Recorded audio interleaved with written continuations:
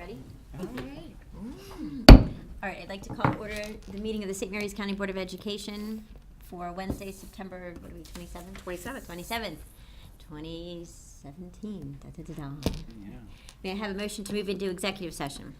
I move we enter into executive session for the purpose of personnel, collective bargaining, or legal, property acquisition issues, and student issues under Maryland Local Government Code, Article Section 9-512A, numbers 1, 2, 6, and 10.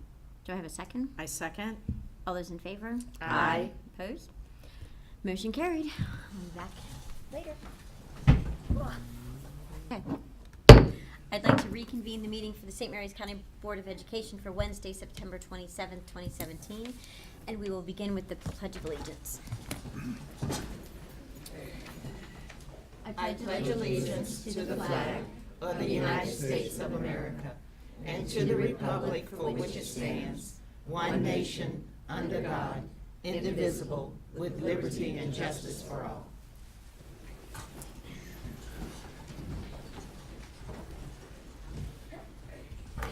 May I have a motion to approve the agenda? I move approval of the agenda as presented. Do I have a second? I second. All those in favor? Aye. Opposed? Motion carried, and we will begin with board reports. Roma? Okay, so recently I had the chance to speak with students and staff members at the high schools about the St. Mary's County College Fair. And the College Fair was, I believe, just last week, Tuesday. And about 130 colleges had attended. And during the College Fair, a lot of students and parents got the chance to speak and ask questions to specific university representatives. And during the school day itself, the seniors had the chance to go, just alone, without any, juniors or parents, and make a lot of personal connections with colleges. And it was great because a lot of times, even if you have siblings who have graduated, the college admission process is very daunting ordeal. And sometimes even if you have the one dream school or the one school that you really want to attend, sometimes a college fair can open your eyes to other opportunities that you didn't think existed.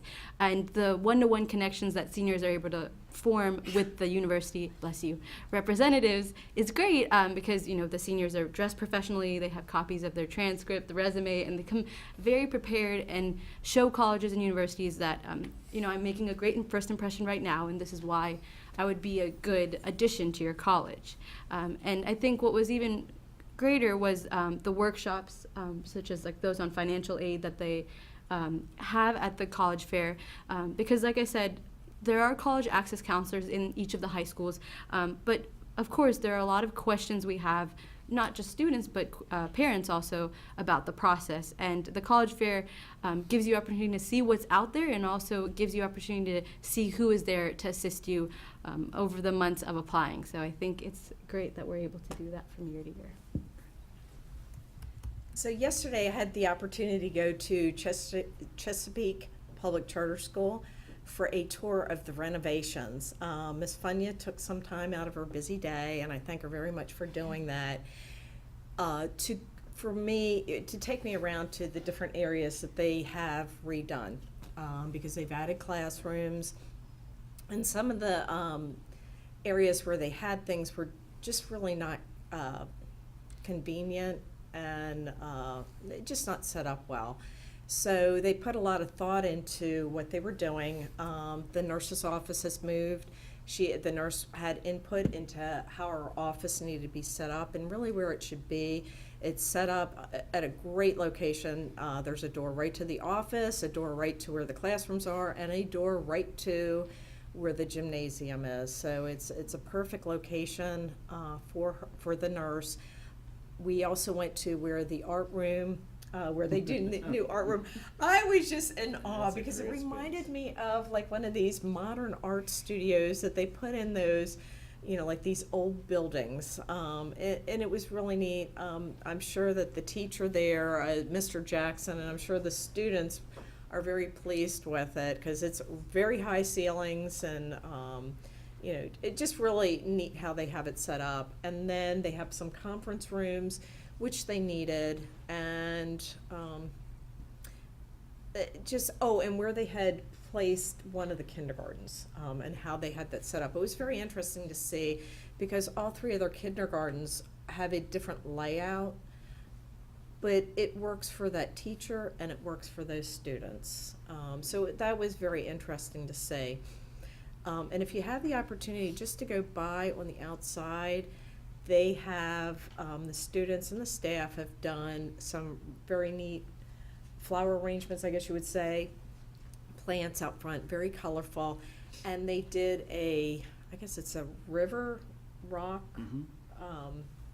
It's supposed to be like in the shape of a river, but the students and alumni and staff have painted the rocks, and I guess that's like the big thing right now. If you go somewhere and you find a painted rock, so they've done that, and they've put But don't go and take it from the charter Yeah, school. don't go take it from there, okay? But it was very neat to see how the kids and the staff have, they painted the rock and they got to place it on there. So, like I said, thank you to Miss Funya for taking the time out of her busy schedule to show me what they've done. She also told me what things that they're looking forward to doing.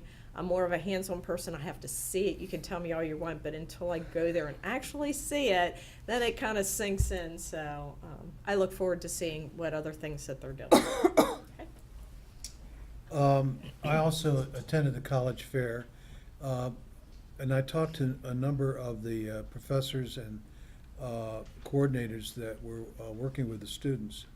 Of interest, a lot of the colleges, their tuition, the admissions are down. There's not as many students that are applying to the school, so I found it a real advantage, if you will, for the college students, because maybe their competition won't be so great. Also, they also offered for the students the scholarship coordination. So a lot of the kids that can't afford school, they had a venue there where they could indicate to the children where they could find scholarship money, both federal, state, and local money. I thought that was very interesting. Also, I attended the Personal Excellence Partnership ceremony that was given at the Patuxent Naval Air Station just the other day. And that was a coordinated effort between the students and mentoring with the naval personnel. Also, I went to the county fair, which I'm sure most everybody did. I bumped into Sheriff Cameron, and I said, because I wasn't there on Friday night, I was there Saturday and Sunday. I remarked, I thought the attendance was down a little bit. He said, "Oh no," he says, "if you had been there Friday night, you wouldn't have been able to find a parking space. It was very, very crowded." And Mrs. Washington represented the Board of Education. Thank you so much. And lastly, I was at Green Holly day before yesterday. I'm a member of the Rotary Club of Lexington Park, and we give free dictionaries to every third grade student in the county, both public and private schools. And so that's, I think the children really appreciated the fact that they got these free dictionaries. We also put a little propaganda sheet in dictionaries for the parents, outlining what Rotary does for the community. That's all I have. Okay. Well, let's see, I've been attending some Commissioner of St. Mary's County meetings, the fair, of course, with just about every other school student, Friday morning and afternoon, and also the college fair. Great job done by everyone. I think I was there during the Great Mills time frame, because each of the high schools have a block of time that they can come in. And I think Dr. Heibel told me they had 3 busloads of students from Great Mills that came through there. So, that was great, and it's a great opportunity, and I think it was good for the students to kind of strike out on their own and talk to the colleges, not that, just to take some responsibility and handle that without mom and dad or guardians standing right there behind them. So, great event. The scholarships were there, as I think Jim mentioned. So look forward to seeing where all of our students are going to apply to in the upcoming weeks and months. So, and that's all I have. Go ahead.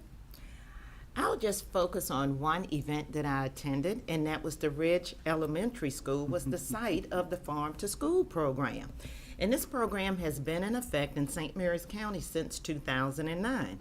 This program brings the farm to the school, farm equipment, animals, vegetables, fruit, and more. The Farm to School program teaches students about the importance of farming, proper planning, the different types and uses of farm animals, and a variety of vegetables were shown. Also, farm equipment was also on display. Farm animals such as rabbits, goats, chickens, and ducks were brought to the school for students to see, touch, and learn. And there were 4 different learning stations on the playground that each student visited. The first learning station talked about where we get our food. The second learning station displayed farm animals, the rabbits, the goats, the ducks, the roosters, the pony, and their many uses. For example, students learned that rabbits can be used for meat, fur, or as a pet. Then goats could be used for milk, meat, or products. Chickens are used for eggs and meat, and eggs come in a variety of sizes and colors. The third learning station was about the different types of fruits and vegetables. Students saw a variety of colorful fruits and vegetables in their natural state, such as okra, beets, carrots, lettuce, asparagus, broccoli, apples, watermelon, eggplants, and much more. And students learned that some food grows up, some food grows down, and some food grows around. The students learned that some foods grow underground, on top of the ground, and round and round. Superintendent Smith helped with the reading of a story about how plants grow. If the plant grows underground, the students would stoop down. If the plant grows above ground, then the student would stand. And if the plant grew round and around, then the students would turn around and around. You were very good. It We're was a good good story, and the students enjoyed that. Finally, the students made a tossed salad with a variety of plastic fruits and vegetables. They used a parachute, put the vegetables and fruit in the center, and tossed the parachute up and down. It was a lot of fun, and it provided exercise for the students as well. The fourth learning station was about the planning process. With the help of our students in the future Farmers of America program, the students experimented with soil nutrients and soil consistency. Excuse me, I'm getting choked up. And soil consistency. After going through the 4 stations, the students went to the cafeteria for a delicious homegrown lunch that included local fresh fruits, vegetables, potatoes, and hot dog. And the hot dog was natural, and it was purchased locally. All elementary schools in St. Mary's County have experienced the Farm to School program. Now, St. Mary's County Public School is going around for the 2nd time. Each time the program is a little different, and I would rate the program as a A++. Most of the vegetables came from Trostback Farm, and all the fruits and vegetables were local. And the hot dogs were from Hagerstown, all natural hot dogs. There were many people to thank. Representative from the Maryland State Department of Education in Baltimore came down to see our program. Megan Doran, our Food and Nutrition Services Manager, Sherry Castana, Supervisor of the Southern Region, Mike Jones, Supervisor of the Northern Region, Michelle Brewer, Cafeteria Worker at Ridge, Melissa Morgan, Cafeteria Manager, and students from the Future Farmers of America at the Forest Center. Ms. Batalka, Principal at Ridge Elementary School, told you it's a lot of people to thank. Teachers, paraeducators, and building service worker, Marbeth Rayleigh from the St. Mary's County Farm Bureau, and most importantly, all our farmers who helped to make this Farm to School program highly interactive and inspiring for our students. If you ate today, please thank a farmer. No farm, no food. Thank you so much, and thanks everybody for making it such a wonderful and inspiring day for our students. I will just briefly mention, with respect to the college fair, it has grown tremendously over time. We now have 2 sessions so that students alone can go during the day, and then students and parents have the opportunity to go in the evening. So students from Calvert, St. Mary's, private and parochial schools all are able to attend. And I believe Charles County now has their own. They've grown so large. But well done for all. And then lastly, I'll just say that I went up to Annapolis for the Maryland Association of Boards of Education legislative meeting that was held recently. We had the opportunity to hear from the gentleman who has now taken over as executive director of the public school construction program, and who has a lot to do with our success in being able to renovate our buildings, add new roofs, and do a lot of the construction on the schools that we've been able to do. And next month, our speaker for that particular meeting will be Mr. Britt Kerwin, who heads the Kerwin Commission, that is looking at a comprehensive approach to perhaps recommending changes to the way school systems are funded across the state. So we will see how that goes. So thank you very much. That's Great all. deal of conversation that we really need to pay quite close attention to. I've been busy. I've been with you for many of these things. It's been really quite wonderful. The only other things that I did attend at the Southern Maryland Higher Ed Center, we had the Maryland Opioid Crisis Special Session, and I served on a panel in the afternoon with Kathleen O'Brien and Sheriff Tim Cameron, Kathleen O'Brien from Walden Sierra, talking about the opioid crisis that is it's here in St. Mary's County. There was a very informative article written about it in the Enterprise. This is, again, something that we need to actively be participating in the conversation. And the school system has a very strong relationship with Department of Health and Mental Hygiene and the Sheriff's Office and all of our support people in the community. So that was a really important afternoon. Today, I had the pleasure of going out and visiting with Ms. Kelly Hall, the Executive Director of Supplemental Programs.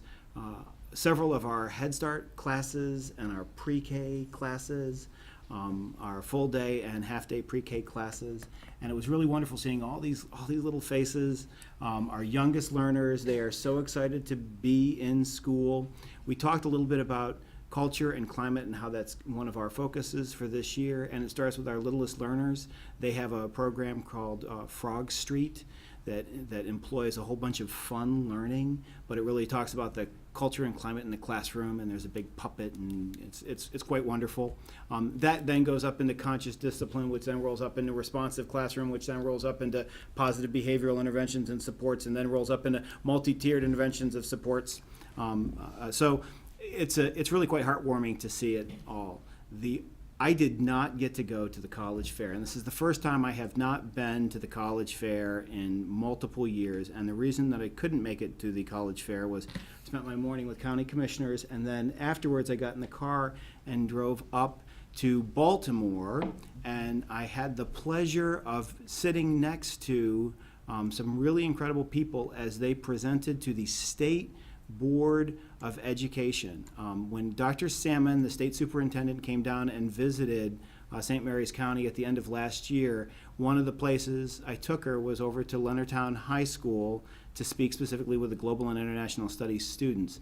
She was so impressed with that conversation throughout the entire summer. She kept on saying, Scott, you really need to bring them up. They really need to talk to the Board of Education. We really need to bring them up. So we coordinated an opportunity, and if you could go forward, Dr. Marr, we had 3 students, all seniors at Leonardtown High School, present their just a snippet of their GIS capstones. Ryan Nix did nuclear energy and proliferation. Samantha Fallon talked about Venezuela and the government corruption that's challenging their economic systems there. And Sydney Smith recapped her trip to Ghana over the summer to work with children and really explore access to education and equity.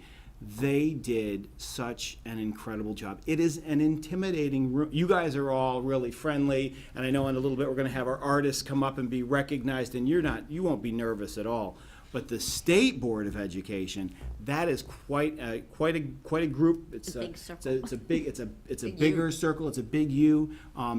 They did not miss a beat. They did such a beautiful job. So the next picture shows they were accompanied by their principal, Miss Jill Mills, their GIS teacher who helped them through the capstone, Miss Tracy Harding, and Mr. Bruce Henderson, who's been at Leonardtown High School since I was teaching at Leonardtown High School, who's also teaching AP Social Studies courses and GIS.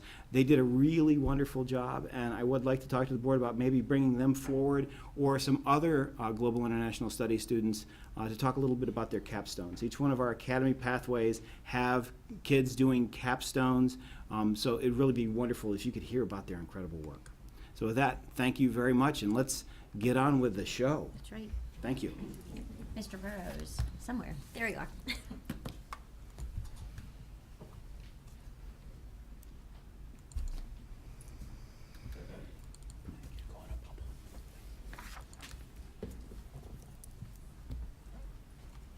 All right.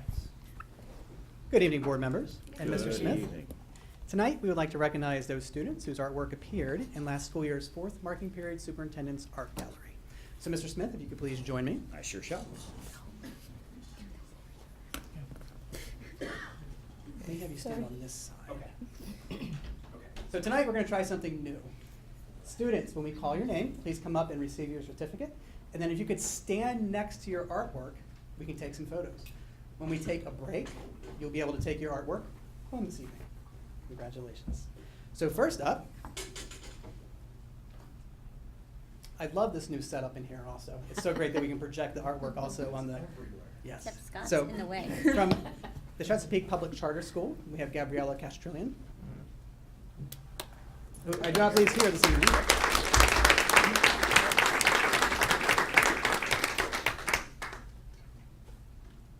From Leonardtown Elementary School, Marion Dickens.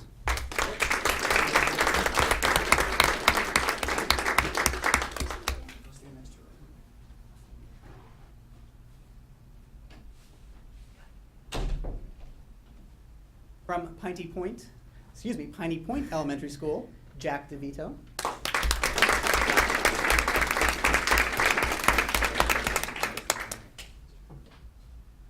Yeah, you definitely come on. I wasn't sure. Yes.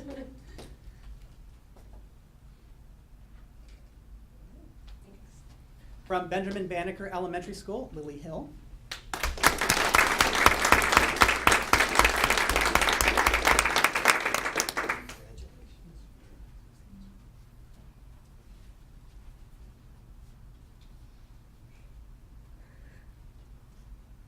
From Greenview Knolls Elementary School, Lillian Jones.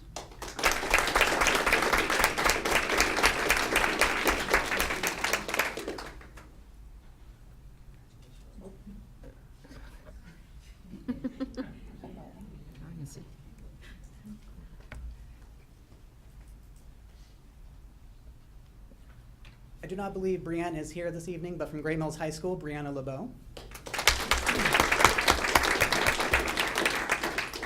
Colton's here. Yes. And from White Marsh Elementary School, Colton Longobardi.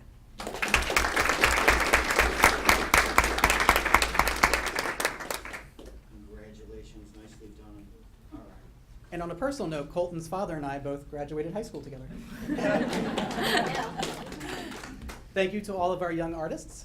I believe we're going to break now for pictures. Yeah, I just would like to say just a couple of, just a few things. Why do we do this? Why do we make art? Anybody know? What do you think? So people can be happy. So because it brings joy, doesn't it? Yeah. So all of these pictures, it's been the timing was quite interesting. I'm sure that you're your young artists must have created them in the winter, and then the way that they got processed, they ended up here at central office for the summer. But they have been absolutely fantastic, from Santa to wood owls to snowmen. It really has been wonderful. We want to continue to do this. Please continue creating great works of art that bring other people joy. These have really brought joy to all of us. Just thank you very much. And we'll take a quick break so we can get some photos perhaps with the board. Yes, take a 10-minute break.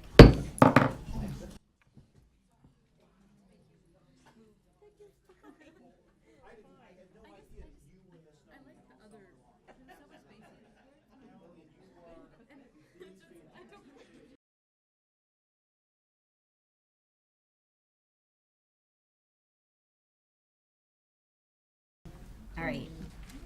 All right, Marianne, I'm going. All right, I'm going to reconvene the meeting. Let's see, what do we have? Public comment? Any public comment? Okay. Then, may I have a motion to approve the consent agenda? I move approval of the consent agenda as presented. Do we have a second? Second.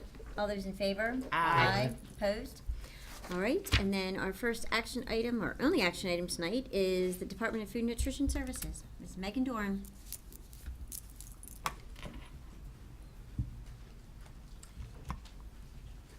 Good evening, everyone. Good evening. Sorry,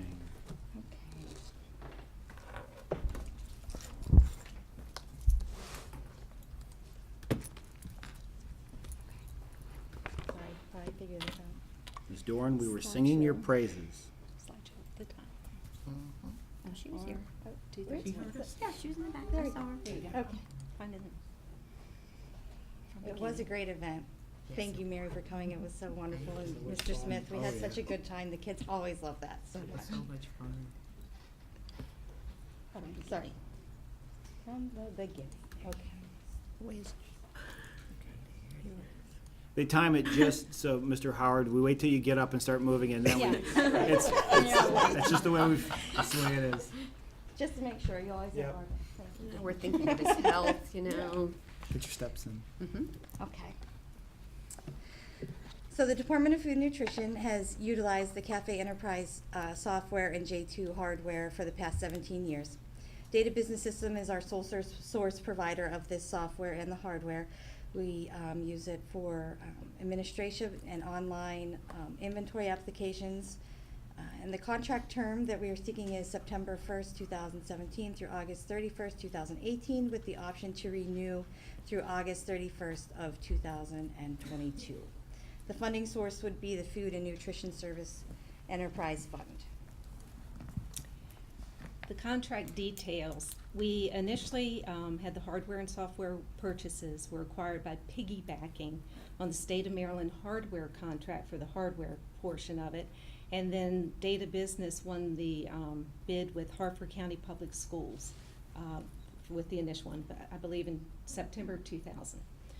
The renewal for Cafe Enterprise, the point of sales, the administrative, online meal and inventory applications, and the point of sale hardware maintenance is what this renewal is for, our current system. The contract pricing is outlined in the next slide from 2017, from fiscal year 2017 on up through 2022. And the recommendation is that the Board of Education approve this agenda item as presented. Mrs. Weaver? Is there any other software packages that you've looked at? I know you have this one and it's been in use for 17 years, but have you looked at other software packages and how they compare to what you have? We have looked at other software systems. They are cloud-based, which this is our server-based program. There are different pros and cons to those, and then also that it requires an additional cost to move over to one of those through all the hardware, the point of sales, the computers, and the pin pads, and all of that as well. Okay, and is this set up, is this contract for all the schools then? Yes. And when you're saying that it provides inventory, is it per school or is this overall? It's per school, yes. And then it does the overall inventory that we have. for the system as well. So the inventory application is done individually per school, and then also we do a mass inventory from that. Okay, thank you. I have no questions. I don't have any questions, thank you. No questions, great job. Thank you. No questions. All right. With that, may I have a motion for this action item? Okay, sorry. I move that the Board of Education, That's not the right. oh, you got it? Okay, you go ahead. Sorry, I move the Board of Education approve the renewal of the contract for Cafe Enterprise proprietary software and hardware maintenance with Data Business Systems used in support of the school meals program for a period of 1 year beginning September 1st, 2017 to August 31st, 2018, with the option to renew up to 4 additional 1-year periods through August 31st, 2022, as presented by staff. Do I have a second? Second. All those in favor? Aye. Opposed? Motion carried. Thank you. Thank you.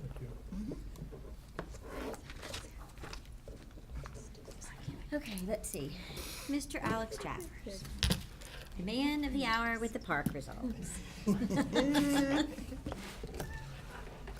gonna follow Megan. It's tough.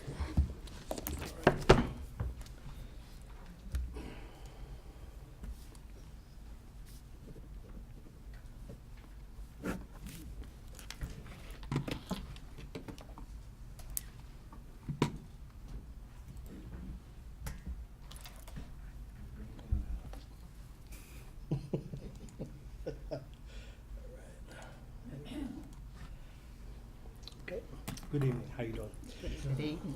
This evening, I'm here to present the results from our 2016-17 summary of PARCC performance for St. Mary's County Public Schools. In 2016-17 school year, 6 fully participating cross-states are involved in the PARCC assessment system, down from 8 in 2015 and 16. These include Colorado, DC, Illinois, Maryland, New Jersey, New Mexico, and Rhode Island. PARCC was administered to all St. Mary's County students in grades 3 to 8 in school year 2016-17 for English Language Arts, mathematics, and to all students enrolled in Algebra 1, Algebra 2, and English 10. All PARCC assessments are aligned to the Maryland College and Career Ready standards. The PARCC assessments define the knowledge and skills all students should master by the end of each grade level in order to graduate from high school fully prepared to enter college and/or the workforce. A little background on the test, just as a gentle reminder, school students can score between 650 and 850 scale score points on each PARCC assessment, and that would be math and/or ELA. And based on each student's scale score, PARCC performance is reported back to the local, which is St. Mary's County, is one of 5 different PARCC performance levels. Level 1 is a did not yet meet expectations for that grade or for course. Level 2 is partially met expectations for that grade or course. Level 3 is approaching or approached expectations for that grade or course.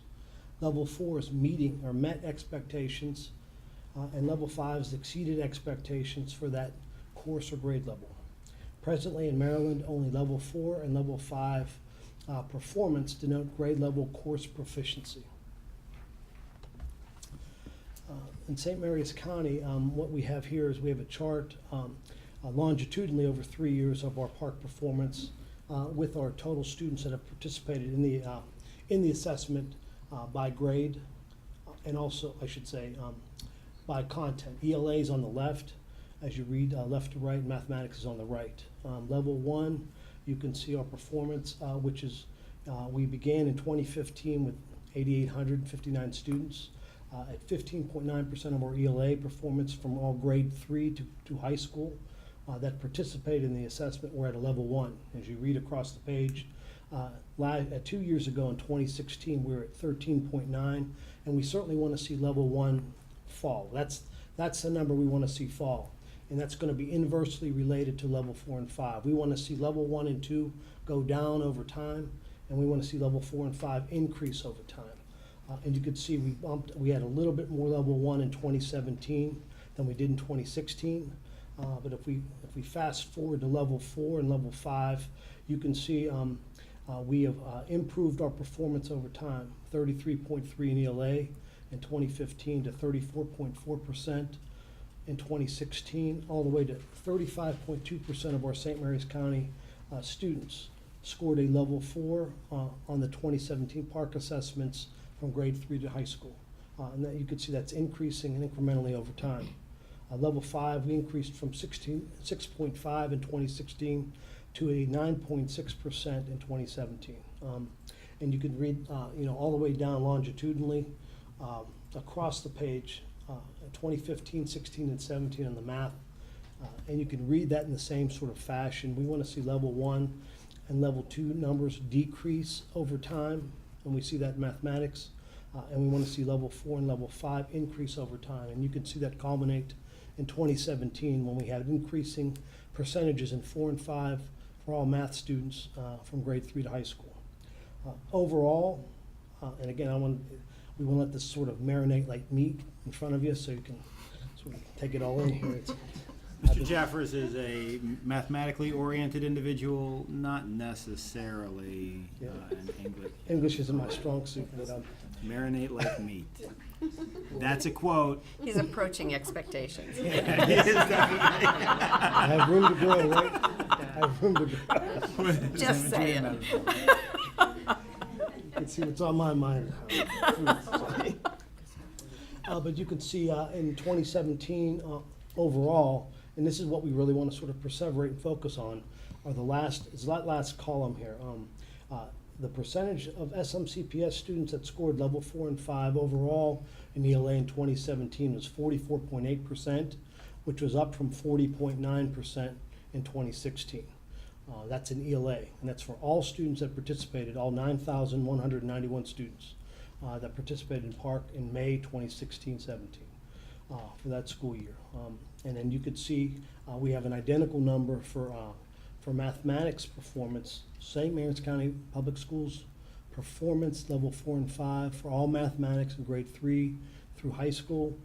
We were at 44.8% proficiency total cumulative percentage, and that's up from 40.7% in the year before, which was 2016.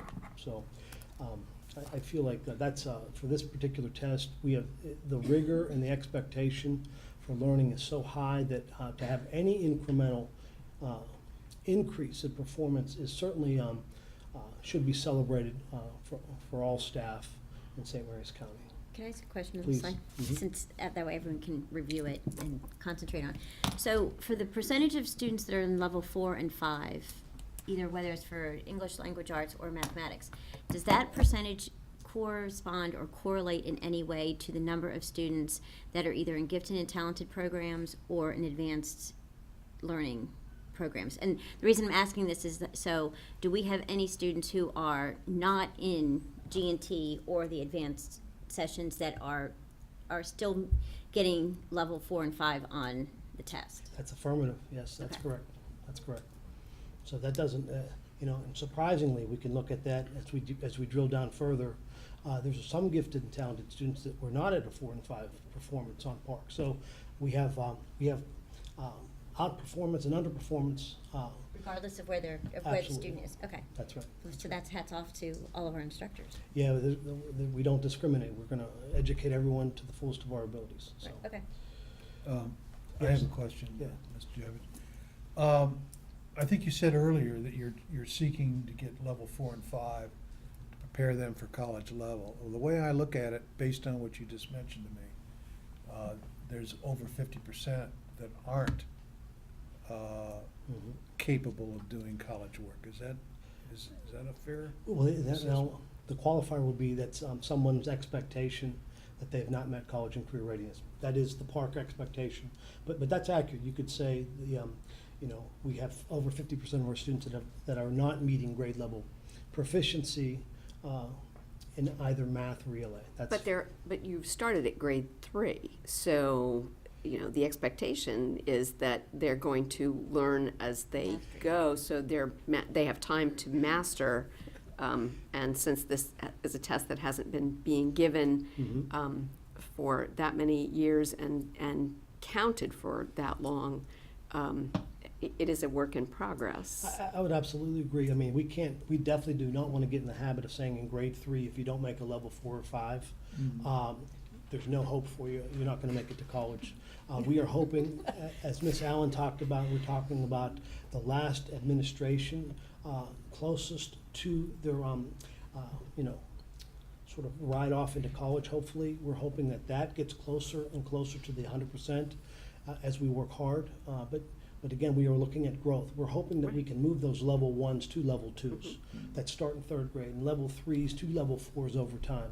And we're not going to see a lot of level 1s move to level 5 instantaneously in 1 year. That won't happen based on the sort of the difficulty and the rigor expectations of the test. But we should see over time, as you begin in grade 3 to grade 4 to grade 5, we should start to see incremental progress for a test of this magnitude. And I believe that we are in the right trajectory, going in the right direction. And I think your next 2 slides show that even better. Okay, good. Now, does this also include the alt park, or is this just the students that are taking the park? That's right, just the PARCC assessment. Okay. Yeah.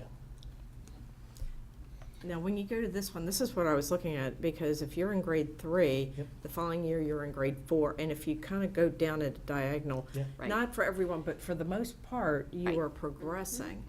Mhm.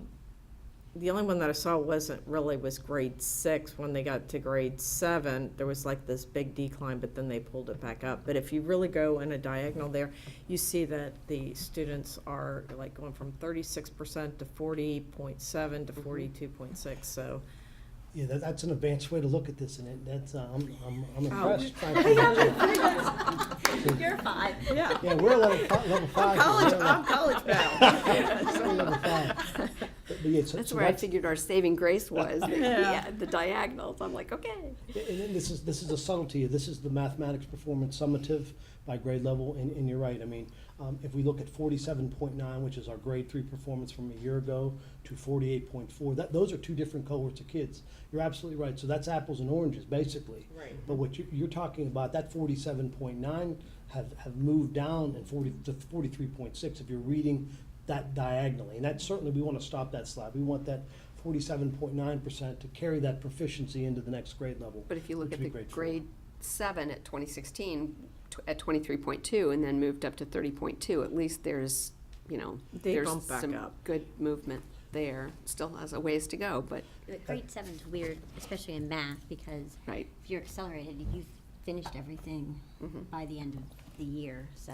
Yeah, so those are the outliers of the data. We won't see this outlier next year because we had last year, the reason why we were 49.7% in 2016 for grade 8, that's because we had our accelerated 7th grade take an 8th grade test. And this past year in 2017, that same, let's say class, accelerated 7 math group actually took the grade 7, and that's why we saw a significant bump in grade 7 and a precipitous decline in grade 8. So, but what's really important is the small incremental growth in Algebra 1, 48.0% to 51.3% to 52.3% proficiency over 3 years is fantastic. And we are definitely in the top 5 in the state of Maryland for that growth. And I think we all should be proud about that because this is a tough test. The expectations are high. So that's mathematics. And now as we move to ELA, we can see similar gains and similar improvements, especially for our grade 10 cohort. Our grade 10 cohort 2015, if we can perseverate on that, 31.0% proficiency in 2015, and we moved to 44.2% 2 years ago in 2016. And that's for grade 10, that's our graduation cohort. We moved that double-digit gains to 61.2% of all students that participated in PARCC ELA 10, which is English Language Arts 10th grade PARCC test. 61% of those students were proficient with either a 4 or 5. And you can see similar gains and similar growth across the continuum. We did see a bit of a dip in grade 5 to grade 6. I think Ms. Weaver mentioned that in mathematics. And we see that we want to work on that articulation. That's one of our focal points that we need to focus on as we drill down to the data is as students travel from 5th grade to 6th grade, we've got to make that transition more seamless. So That's ELA. And when they're going, I just know in middle school, sometimes some of the students are starting to take pre-algebra and algebra, so they're actually then getting pulled out of that group, maybe in 8th grade, that would normally be taking that test, and now they're taking the Algebra 1 test. Yeah, that's. So you're losing Right. That's that, why those that students eighth that grade might Eighth grade's have weird. been, like, maybe had that higher percentage. Well, that's a good point. I didn't mention that. And if we go back one slide to the mathematics, you can see our percentages. We're in the, I would say roughly 40% up to grade 6. And then when we get to grade 7 and grade 8, we're below 40%. And you're absolutely right. We have about 400 kids in middle school that participate in the PARCC Algebra 1 test, which is kind of that last sort of row. And they are out of that sort of cohort. They're no longer part of the grade 8 cohort. So we Right. do lose those scores, and that's why there is a bit of a decline there in grade 8. So that's good. Thank you But for we sharing still that. have to work towards ensuring that we've got solid materials and solid instruction so that those students who are on grade level and who are not taking Algebra 1 in 8th grade are showing their proficiency, because we don't want to leave those kids back Unquestionably. either. Undoubtedly, and that's, and when they tackle that test, whether it be grade 9 or grade 10, we want to give them that ability to be successful, absolutely. The next slide is just another disaggregated slide of PARCC math by grade level, and I've cross-referenced our scores locally in St. Mary's County with the Maryland average scale score and with the cross-state, with those 6 or 7 participating states. And you can see that we've done a really nice job in our county comparatively. I mean, the test is no slouch. It's a very challenging test, and you could see that we've, I would say, across every metric and across every grade level and across every content, we've beaten the state and the cross-state for the most part. There may be 1 or 2 outliers, but we've beaten them across every comparison, whether it be scale score or the percentage of PARCC proficiency across the nation. So I think that we're, as you can see, the last column, if we could focus on that, because that is a graduation requirement. Algebra 1, our average PARCC scale score out of 850 was 751, which now puts our average score was a level 4, which is fantastic, which 750 is the cut score to get from that to that level 4 threshold. Maryland's average was 738, and the cross-state was 738. So we soundly defeated our rivals, if you will. And as the, you, the cut scores are different by each grade, correct? Um, Based on, like, for a level 3, 4, or 5 proficiency? that's a really good question, and they are the same across the content and across the grade level. For the level 1 to 2, 2 to 3, 3 to 4, it only changes at the highest levels. When you get to level 5, the level 5 change may be subtle, but there is a change maybe between Algebra 1 and grade 8. But it's 700, 725, and 750. Those are the 3 numbers that we want to sort of keep in mind. Those are the cut scores that are consistent across grade level and consistent across content. So, and you can see their percentage of PARCC proficiency. We were at 53.1% in St. Mary's County.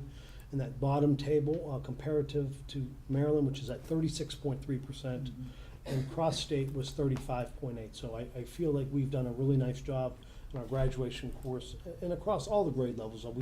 We've trounced our rivals accordingly. So as we go Sounds like to the ELA, coach he is. Yeah. As we go to 2017 PARCC English Language Arts performance, we have a similar performance, and we'll focus on the last column, which is grade 10, because that is our graduation requirement. At St. Mary's County, our average scale score out of 850 was 757.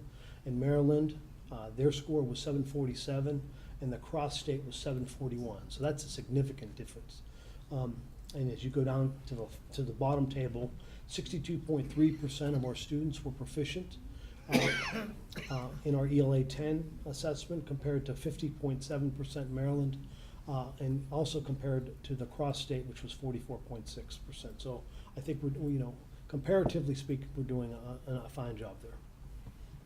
As we come to the end, close to the end, we're getting to the, this is our difference, and this is the first time, I believe, on record that we've beat, and again, as Mr. Davis talked about this before, I mean, there's still a lot of room to grow. I mean, there's 2 out of 5 on average of our students are labeled as college and career ready, so we have a lot more work. But in context, when we look at the data in context, I feel like we've beaten Maryland on every level, in every content, in every grade level, from grade 3 all the way to high school. And I think that you can see the difference between our score and the state of Maryland's average proficiency score on one slide. So I think that kudos to entire staff here in St. Mary's County Public Schools. So,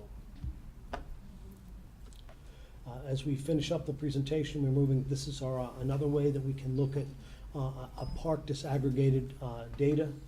This is a table that we can see compared to the.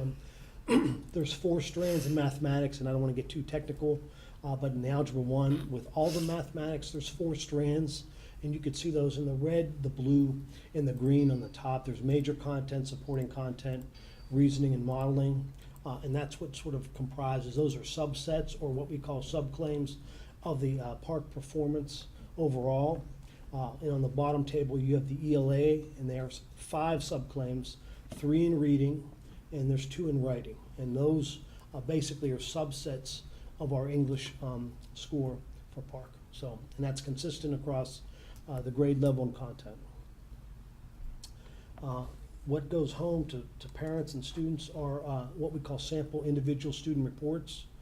Hopefully this will open up. And this is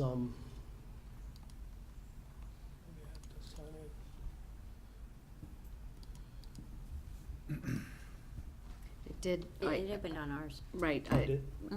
Yeah, I was looking at it earlier, and it's quite comprehensive in what goes to parents. yeah. Can I ask you a question? When several years ago, or like 2 or 3 years ago, I remember when PARCC first came out, you were meeting with people to kind of determine what the baseline was going to be. Yeah. Okay. So is it definitely determined now? Is there a possibility that it could be changed? Higher, lower?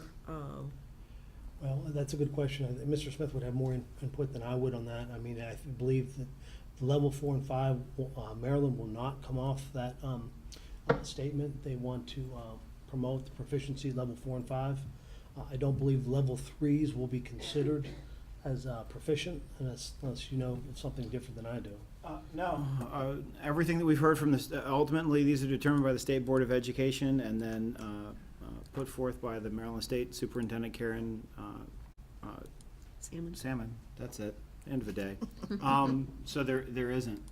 They've gone through and recognized that the data that you're getting is really heavily manipulated, in that there are how many questions on a test?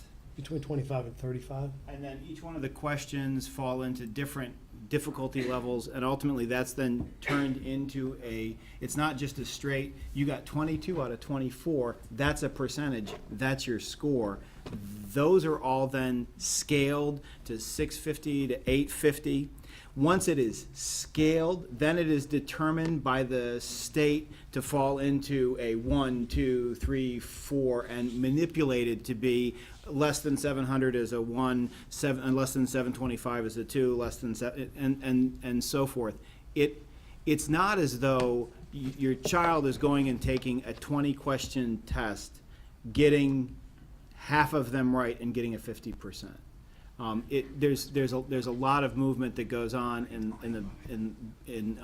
the data systems behind it.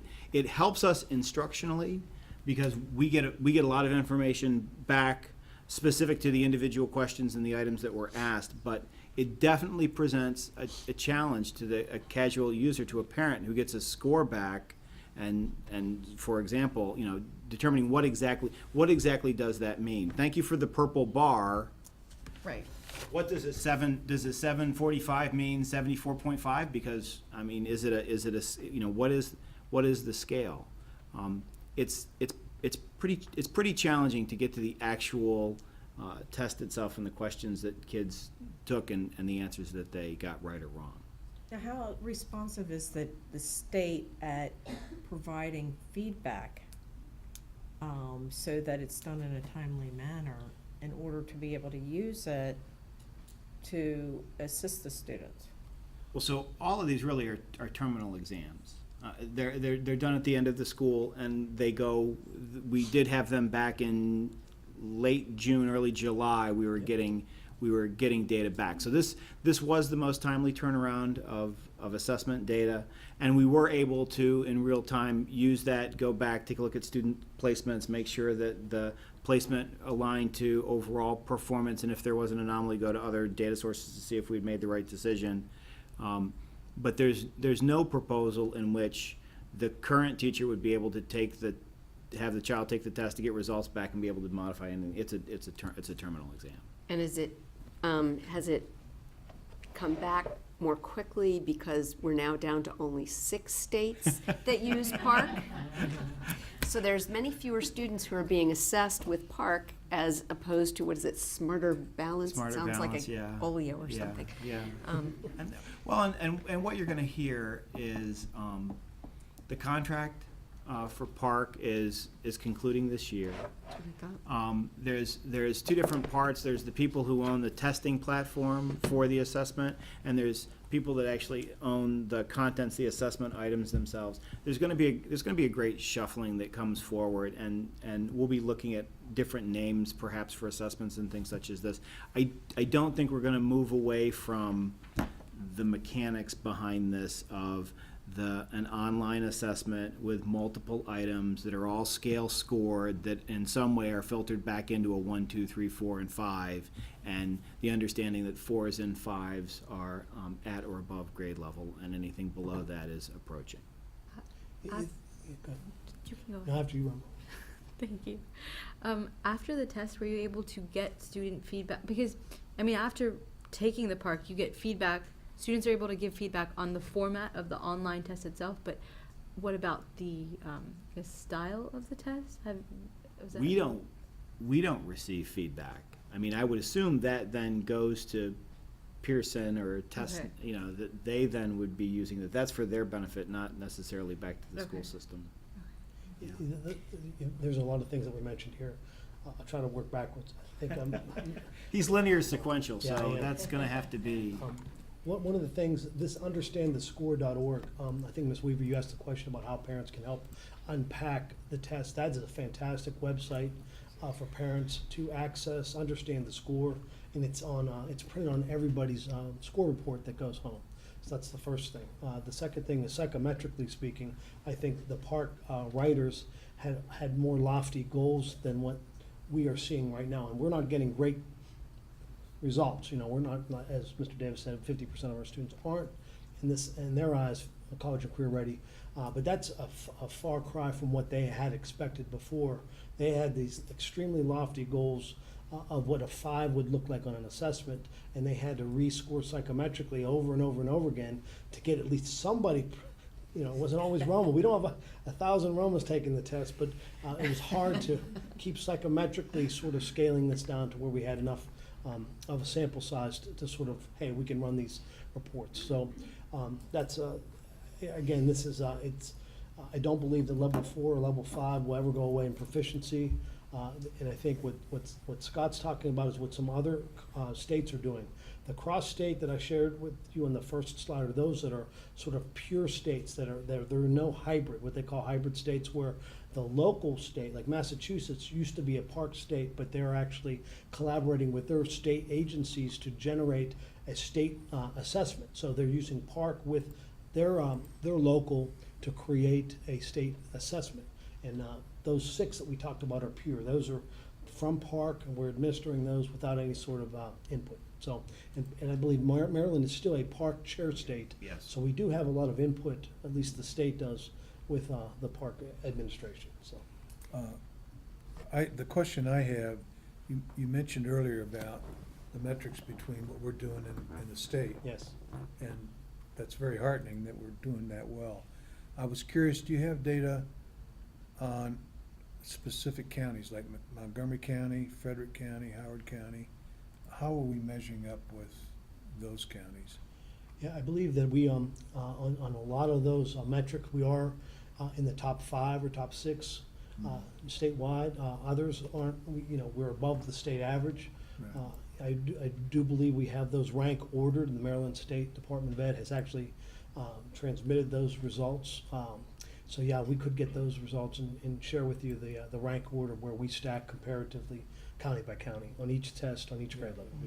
Yep. I believe it's also on the MSDE website if you go into the report card. Yep. So I think that, I think it came to the end, so. I think the other thing is that we've all known that this contract on the park assessment was going to end in 2018. And while I hope that that MSDE will work to determine whether or not this is the best vehicle by which to determine how our students are doing, what I don't want to see them do is suddenly decide, now we're gonna go with a completely different curriculum. We have spent so much time, so much energy, so much training, so much money on resources, on textbooks, on, you name it, to teach, to support this curriculum. That's right. Let's this time give it enough time to determine just how valuable it is without suddenly going, new flavor of the month, let's try something different. One of the challenges of having been on the board so long is seeing so many different changes of, now we're gonna do this. This is gonna be great. Oh, now we're gonna do this. This is gonna be great. Let's let it mature to greatness. Children do, this can.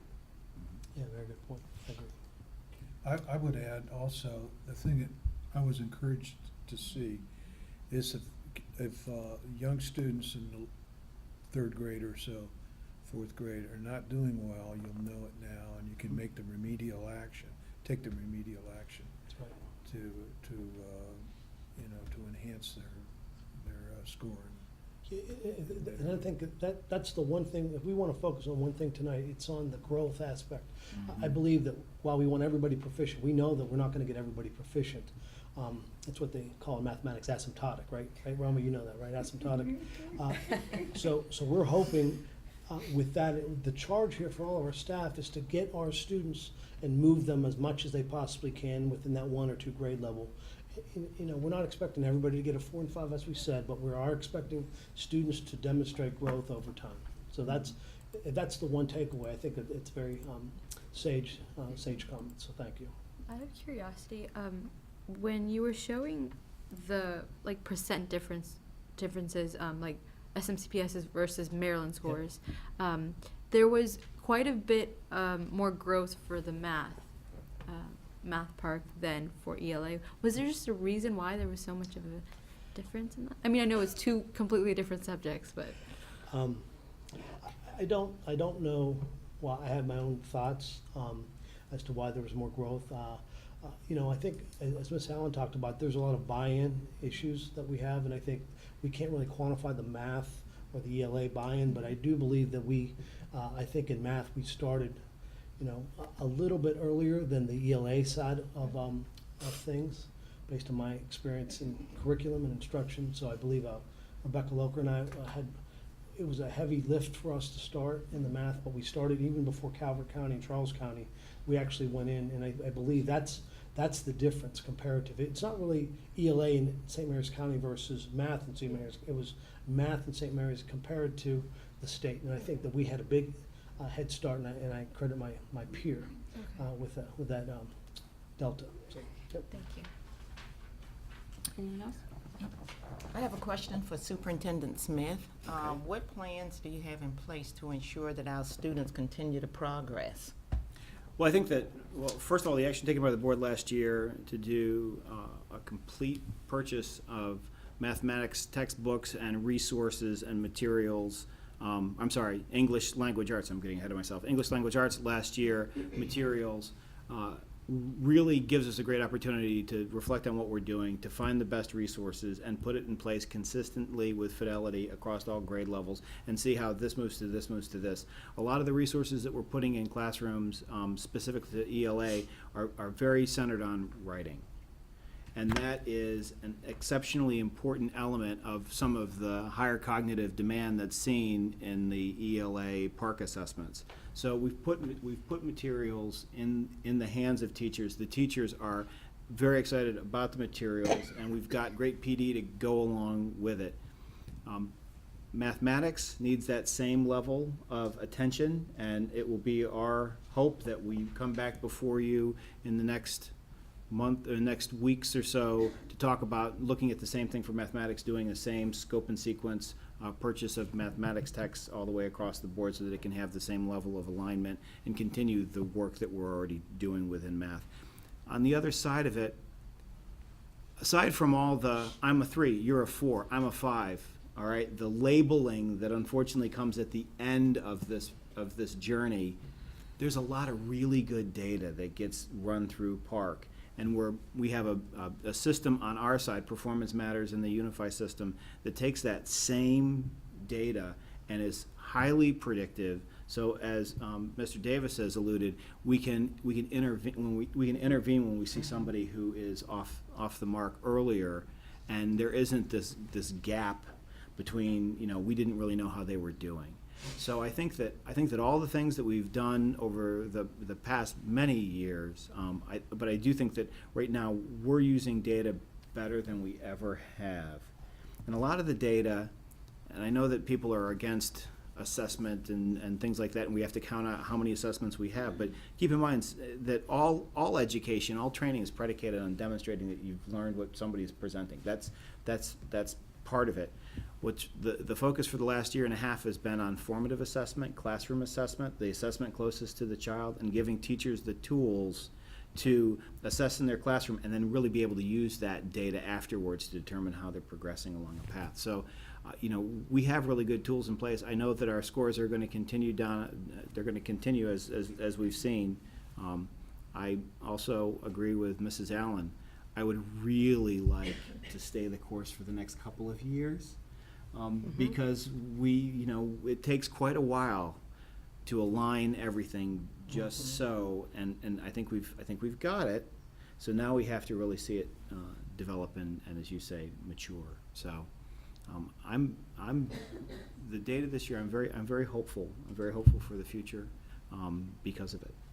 Plus, I think now everyone's been in it long enough that I'm sure you have some schools that outperform others between language arts and math. So you have a team of teachers Absolutely. that are willing to share what they do. Like if, I don't know, Lexington Park kills it and Town Creek doesn't, right? I'm sure there's sharing of teaching methods and, best Professional learning practices communities. that, will help across the entire system.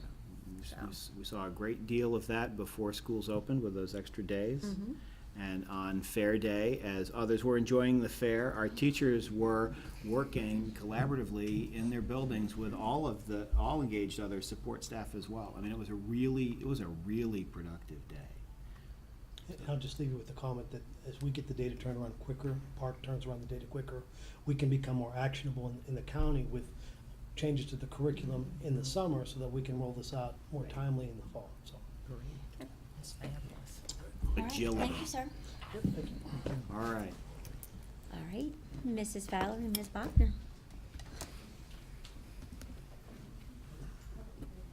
I am thrilled that you all are bringing this forward. As am I. Of course, all we've done to together. That's true.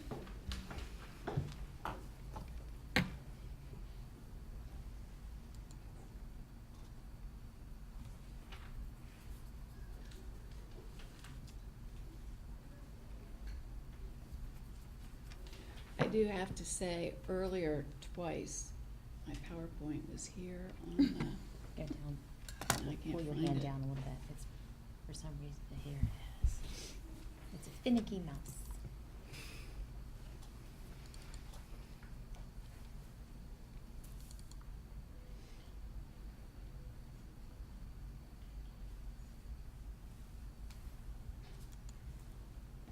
There we go. Sorry about that. Good evening, Mrs. Bailey, Good Mrs. evening. Washington, board members, and Mr. Smith. Mrs. Bachner and I came in at such a great time. What a segue, because that notion of progress over time to narrow the gap is really exactly what we're going to be talking with you about. So that is pretty awesome.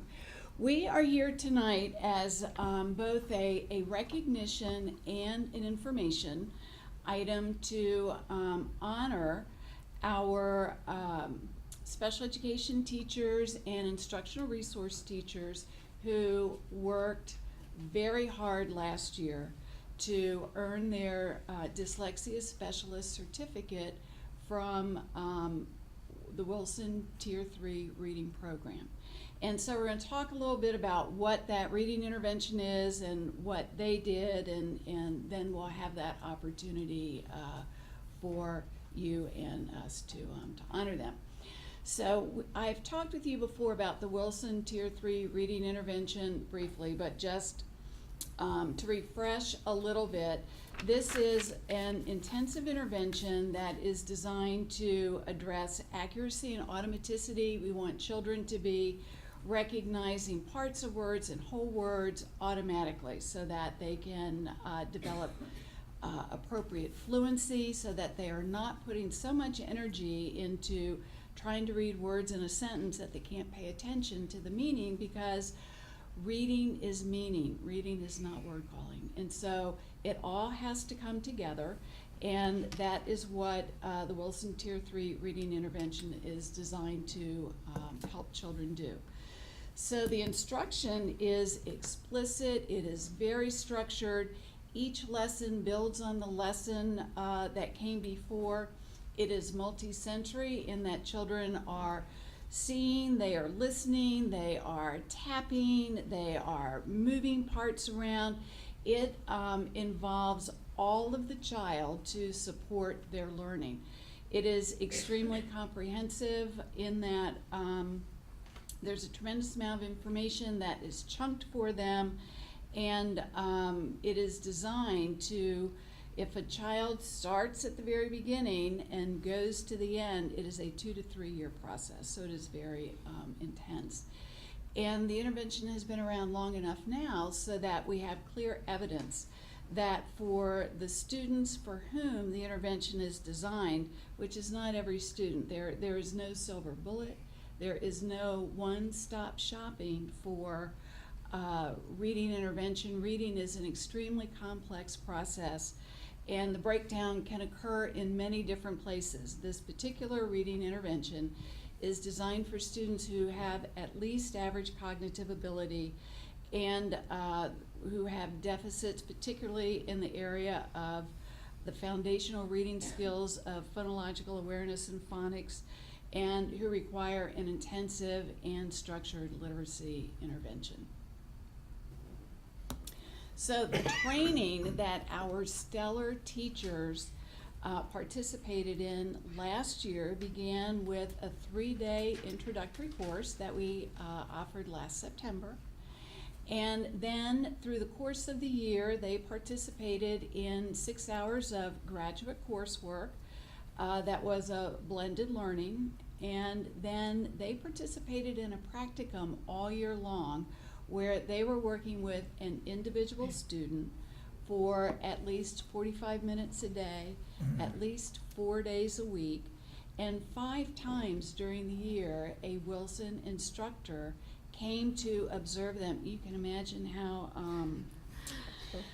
disconcerting or perhaps a little bit of anxiety producing that was to happen 5 times during the year. But that is such an awesome teaching and learning experience, because that person who is an expert comes and watched. That person had been monitoring the lessons all along, had the lesson plan ahead of time, monitored the lesson, and then had time for that real time. I am only talking to you. I have nothing else going on, unlike many of the rest of us in the school system. I am only paying attention to you, and we are now in a dialogue for feedback about what you did, what the child learned, and where you go from here. It's a very, very powerful instructional model that Wilson uses. And Mrs. Bachner and I are here together because this is truly a general education, special education partnership and initiative. Some of the teachers are special education teachers, as I said, some are instructional resource teachers, and we are working together to maximize every child's progress, because we certainly understand that reading is the foundational skill for academic learning. And we just really want to do everything we can to prepare our staff to be ready for all children. So these stellar teachers who work so hard are also great thinkers. And I know Mrs. Bachner has spoken with some of them, and we have some reflections that she is going to share that they've come up with. And I am going to read the slides. I usually do talking points, but these are truly their words. I do encourage you to speak to some of these great teachers because we have, and they have more knowledge than I know I do, and they're very passionate about this because they've seen firsthand how this works with our kids. So please, if you do have the opportunity, I know you'll congratulate them, but if you have time and you want to know more, please ask them about their time, because they truly are specialists in this intervention and they're masters at what they're doing. And hopefully we can get more and more teachers having this training, but it is intensive and it's a true commitment to their professionalism. So very much appreciate their dedication. So some of the testimonials that they had is the training and procedure is intensive, but if followed to fidelity and administered to the proper students in a small setting, it is very successful. And we've heard that over and over. The research is only evidence-based. It is only valid and reliable if it is followed with fidelity. So if it says you have to do 45 minutes for 4 days a week, minimally, you have to do 45 minutes for 4 days. So that is a key part that these, I'm sure many of them went Friday off with a personal day because of that fidelity. So we thank them again. The other testimony, learning how to use the Wilson reading system gave me tools to use with my students throughout the day. It also gave the students who received instruction tools they could use at any time. And I think that's important because even if a student's not in an intervention, the strategies, best practices that we use are good for any child, throughout the day. Even our most gifted learners can benefit from those instructional best practices. The student that I worked with made such incredible growth, both academically and personally. Her self-confidence soared, and it was magical to both watch and be a part of. And I think this is the teacher I might have spent a lot of time talking with because although the child has graduated from the intervention with her, I think she still is in the classroom every day kind of watching over to make sure that she's still progressing, which is because you can imagine the relationship that you would develop with a student if you were working one-on-one or two-on-one. It's just one-on-one, I believe. This right? was just one-on-one. For 45 minutes for 4 days a week.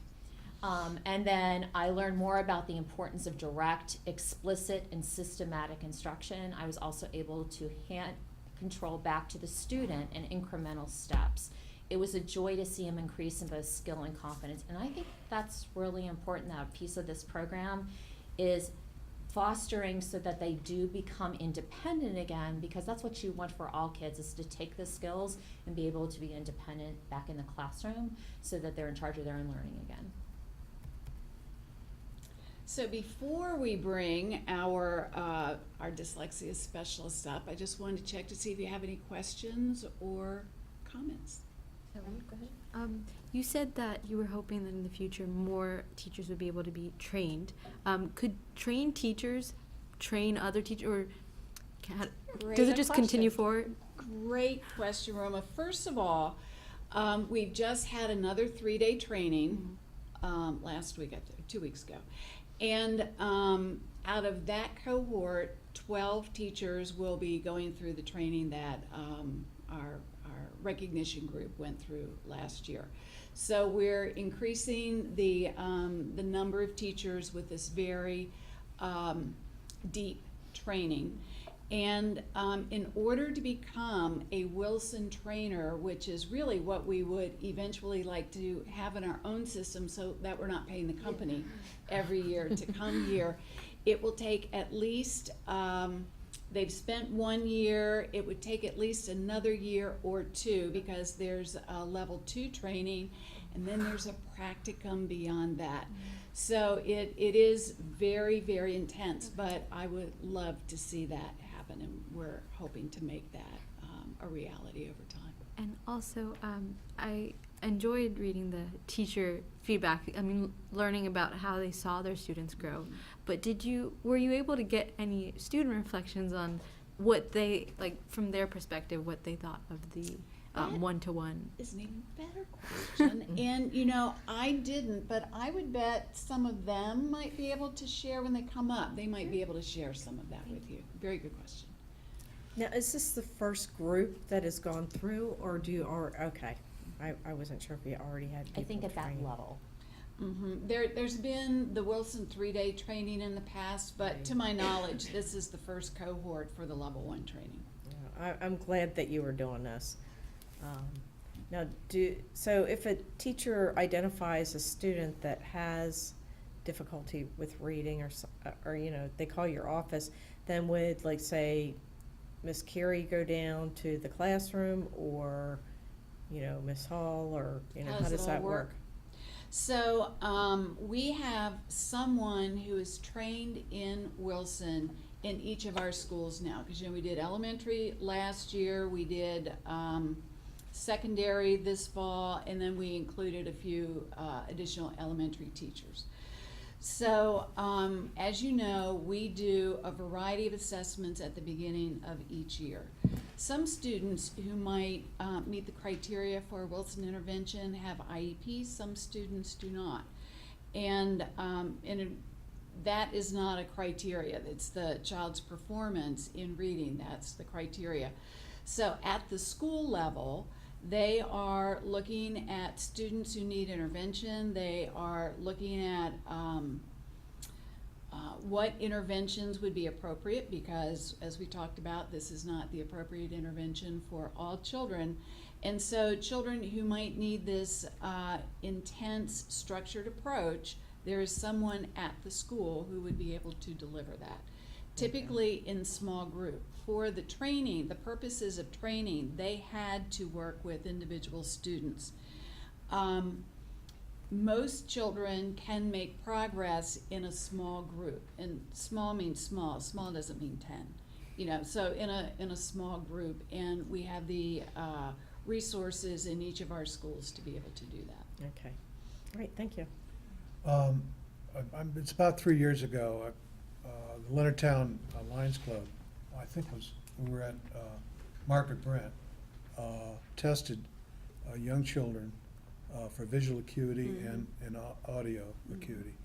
And I was very surprised that a number of the kids were referred to an ophthalmologist or auditory specialist. So my question is, we're talking about dyslexia, you know, but just a lot of kids just can't see. Is there a way of testing, or is it the teachers able to? And I'm really glad that you're thinking along those lines. The state mandates vision screening at kindergarten and I think grade 4. 3 or 4. And once in middle school. And then once in middle school, or upon first entry. So kids who might arrive here in first grade and weren't here in kindergarten, they would get the vision screening. Right. So that's one way of catching it. When a child is referred for special education services, if they haven't had a recent vision screening, then one is done at that point in time. When I was the principal at Lexington Park Elementary, I was astonished at the number of children we found who required glasses. It was astounding. No wonder they were having trouble reading. And it is something. Learning. Oh yes, absolutely. And it really is something families need to be tuned into, because it just has a very pervasive negative effect on children's learning. Thank you. Hearing as well, and you mentioned that. We have to take care of both of those. Mrs. Weaver had my question and you answered that, so thank you very much. I want to thank you for doing the intensive training that's needed to help our students. Thank you so much. It was rigorous based on the requirements that you had to go through. So I thank you very much for doing that. And I certainly echo that, and I can say that one of my children is able to read in the way she is because of Lindsay Chiason and Chrissy Guy, and this was not available when she needed help. But I am just very grateful that there are people who are so dedicated and work so hard, as you obviously have through this training, and having members of my family who are dyslexic. I'm especially pleased that we are not only able to offer this, but we had people who are interested in taking training that is as rigorous as it is, and the lives that you will touch, you will never know. But very powerful, so thank you very much. And all I'd like to say, and am I going to get to hand out certificates before I get up and leave a microphone? After serving 2 years on the dyslexia task force and hearing a lot of suggestions from many people, ultimately the solution's going to come. It can only come through work such as this. It can only come through incredibly dedicated people saying they're going to step above their job and put themselves out and learn even more. It's the most heightened form of in-service, and it obviously is incredibly needed. And ultimately what we need to do is look at it in a wider scale and how it's recognized at the state level as well. There's been a lot of discussions about pre-service teacher coursework as well. I couldn't, as we were talking through this, one of the things we were talking about was one of the very best practices that could possibly happen would be to take a cohort of teachers and have them go through the Wilson 3 training, and here we were doing it. And so just thank you very much. I really appreciate it. And if reading is meaning, what meaning you're giving to young people, that's incredible. So thank you. Absolutely. So I get to stand up. And 3 of the teachers were not able to be with us tonight, but we have 6, so that's fabulous. Do you want to read out the names? Sure, I'll read out the names, and then what we'll do, with the board's indulgence, if any one of you, or even 2 of you, would like to say anything about the experience and what have you, we'll provide you that opportunity. So with that, Joe M. Spacker.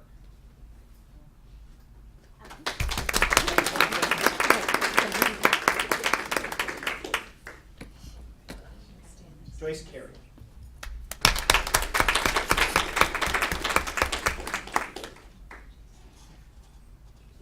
Oh. Thank you. Lindsay Chasen.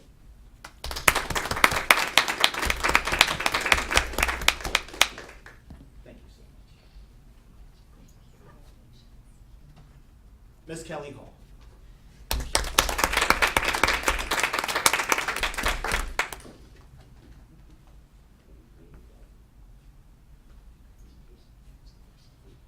Ms. Jennifer Kearns.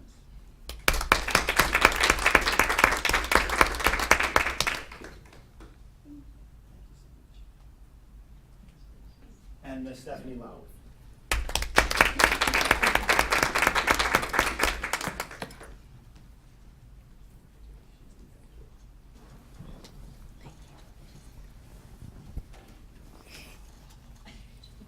So now the moment of truth. Does anybody wish to say anything about the experience? To say, you can do it like this? No, nobody? Turn around, Mr. Smith. Okay, thank you. Okay. Tap Just it thank out. you very They can much. tap it out. Okay. Thank you. Thank you very much.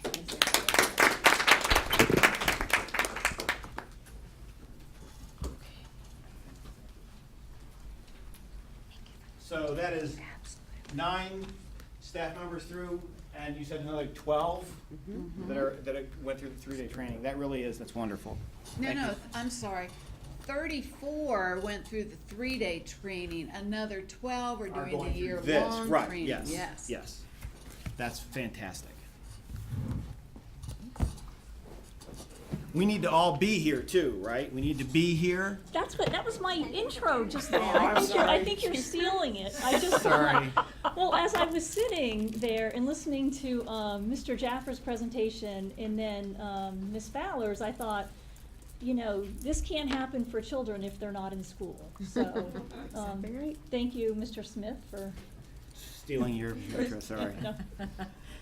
Okay. Paving the way. Yeah. Let's see.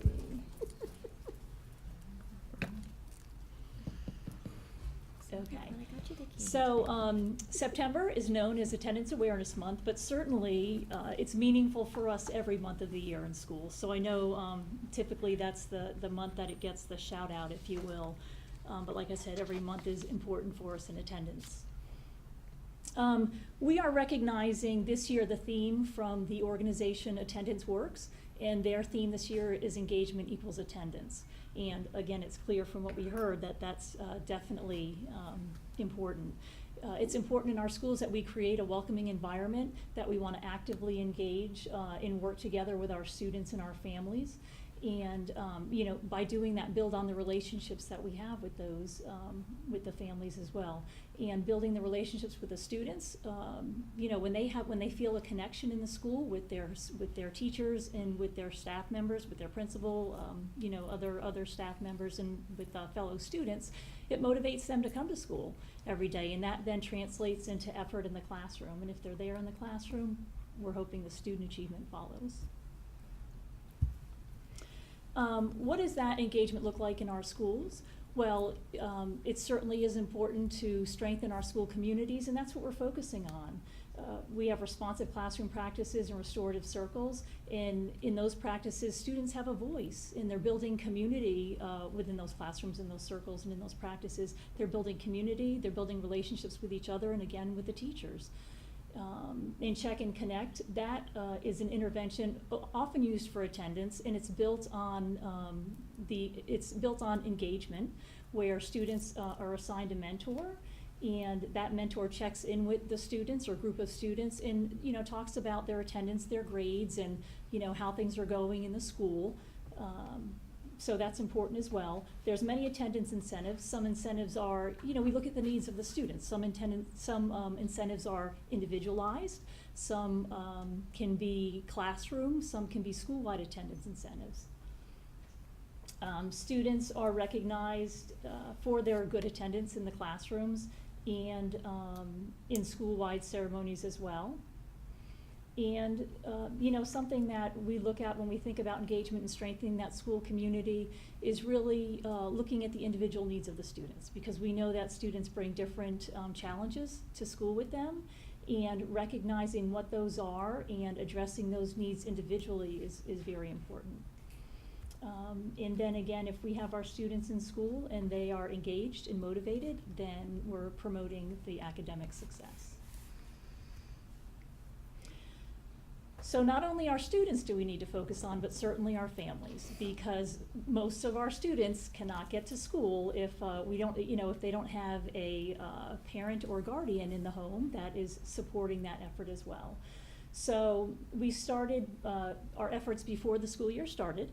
The NAACP had a back-to-school fair at Lexington Park Elementary School, and Student Services Department, some staff from Student Services manned a table, and what we presented on attendance and the importance of attendance to families, and as groups of, and there, I have to say, it was quite a good turnout. And all the families that were there, in order to get a book bag at the end, had to come to the table. So we talked to many, many families about the importance of school attendance, and the students were there too, and they got to engage in a little activity related to attendance. Our back to school events, open houses, teachers are talking in their classrooms to families when they come to open houses about the importance of class attendance.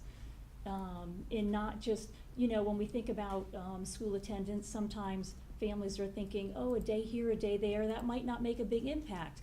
But, honestly, it does, because, you can certainly get the assignment, but you're missing that instruction directly from the teacher, and you're missing those conversations that happen in the classroom from peers and being involved themselves in conversations.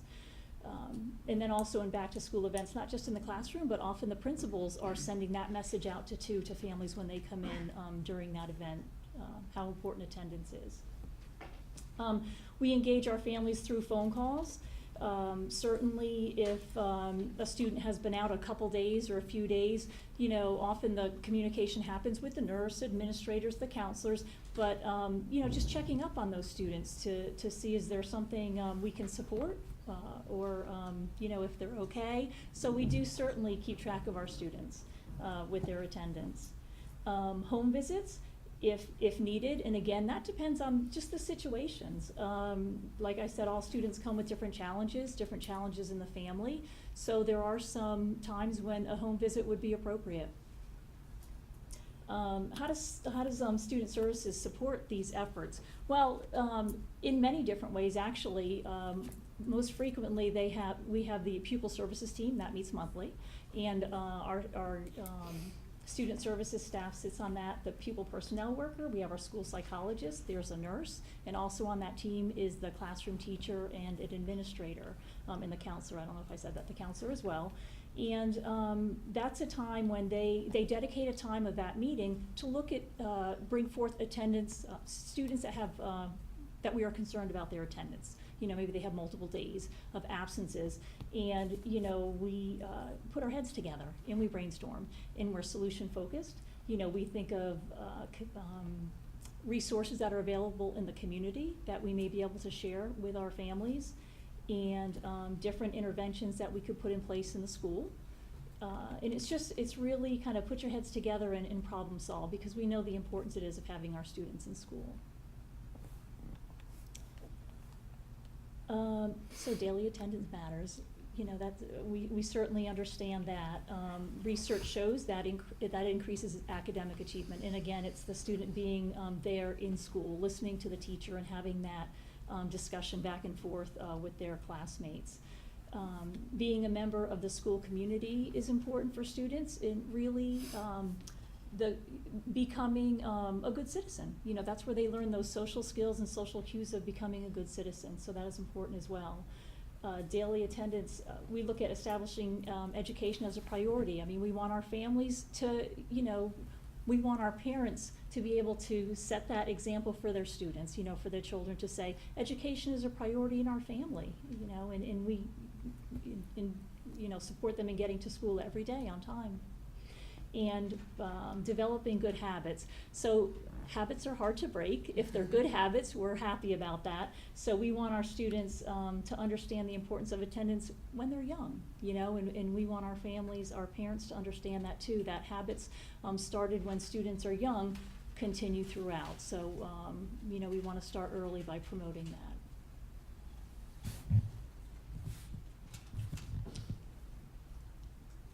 Questions?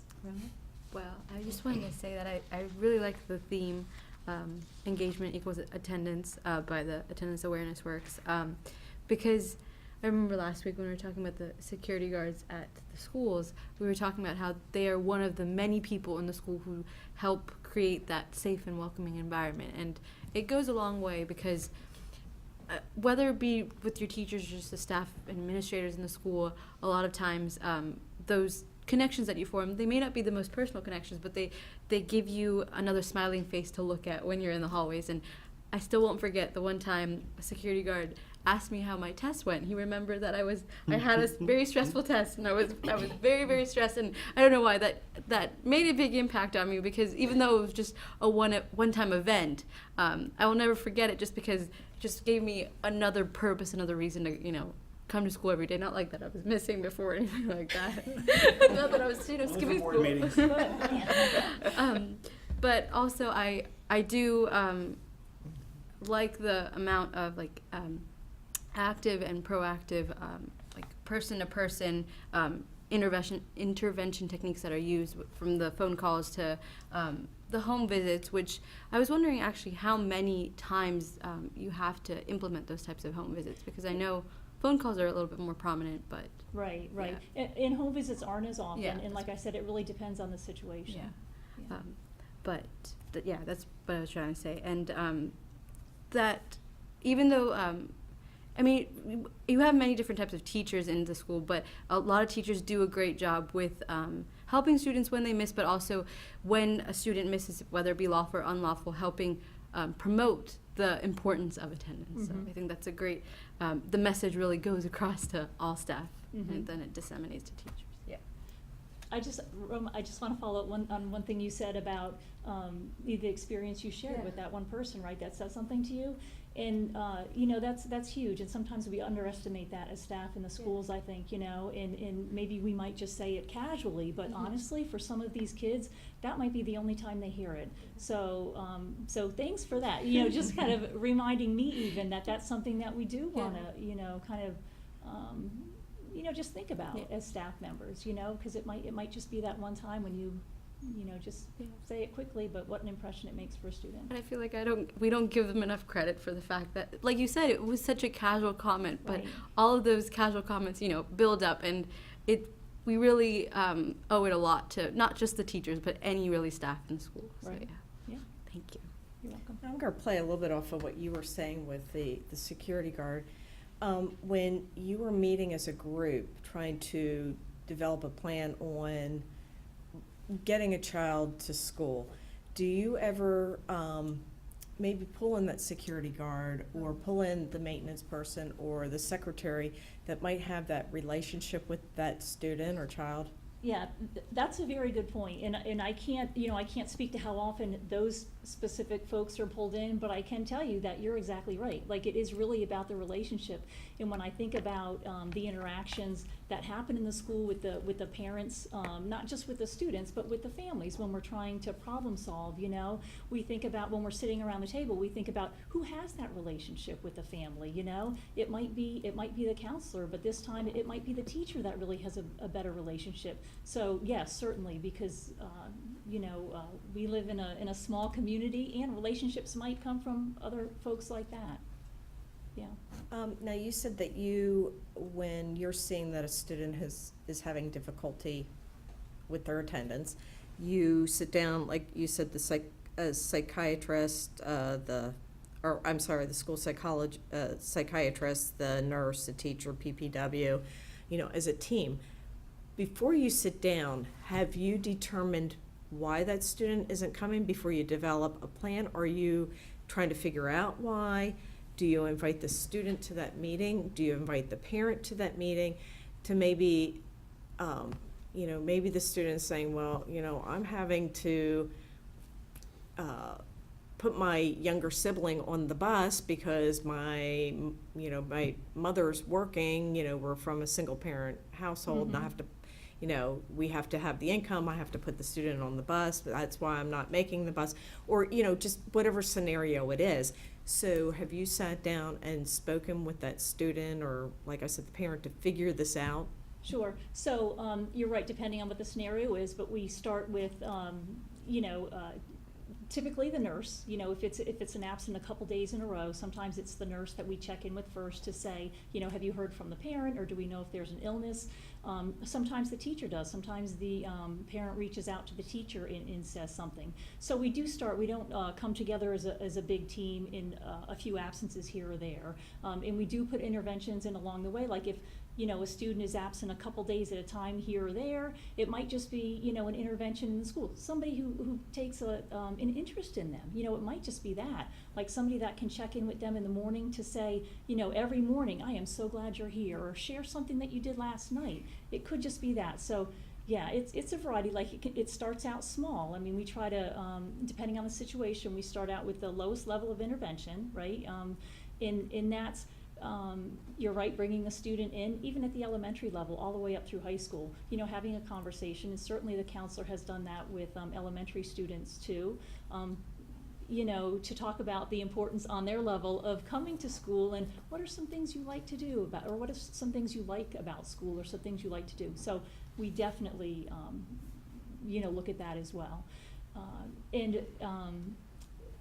you know, like I said, the challenges that our students have, you're right. I mean, in the home, you know, sometimes they are getting a sibling up, or, you know, the parent is not waking the students up, you know, waking their children up. You know, they're kind of on their own. I have to say, we have purchased alarm clocks in the past, and we have, you know, and so we try to work with the student too, and talking to the student to see how best we can, you know, find a solution or help for, you know, to promote that good attendance. And what type of, how does the school system fit in to assist, let's say, with outside services, such as, let's say, if they need counseling, maybe drug rehab, maybe the family needs assistance, maybe they're homeless, and you were not aware of it. So how does the school plug into that so that we can make sure the student gets those services and then is able to attend school? Right. So our homeless students, we certainly have a responsibility to get them to school if, you know, until our transportation is set up for them, the PPW can transport them to school. We check in, we have a responsibility to check in on them monthly, you know, just over the course of the year. But certainly if we see some attendance issues along the way, we'll be checking in with those families. I'm sorry, what was the other part? Like families. Outside services. Outside services. Oh, outside services, yep, absolutely, absolutely. So, yeah, no, and the counselor is a good resource for that too. I mean, certainly administrators, but the counselor is a very good resource for that. We have a list of local resources, a brochure that we're able to share with them. And sometimes it's just really sitting down with the parent to, you know, go over the brochure and just explain, basically it's the information that's in there, but we're just reading it for them, or, you know, sometimes those meetings occur as well, just to make sure that they are aware. And the home visits, who goes to the home visit, and do the parents know ahead of time? Does the student know ahead of time? Or is it just like they just show up, or? Right. We don't want to do just show-ups. We want to be respectful of our families.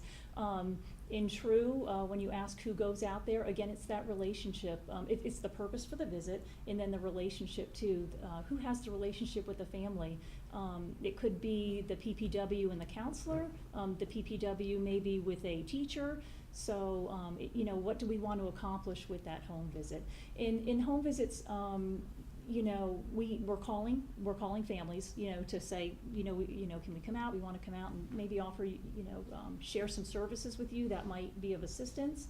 But certainly if we can't reach them by phone, you know, we want to make sure we can reach our families. So that would be, I would think that would be the only time maybe they wouldn't get a phone call or a notification in advance. You know, we could certainly do that by letter too.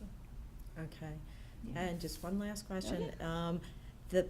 I know that last year and the year before, there were issues with, let's say, a student had surgery or was sick, and all of a sudden letters were getting sent home that your student has missed so many days, but yet the nurse was aware of it, the teacher was aware of it, but somehow parents were still getting these notifications Yeah.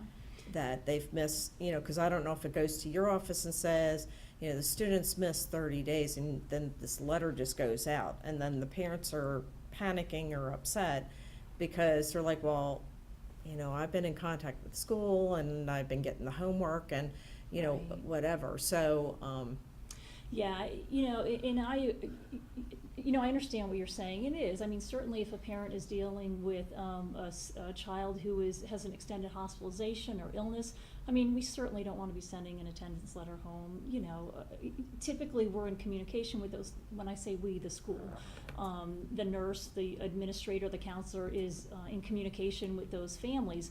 So we should know, and those letters should be pulled. but it was coming from your office.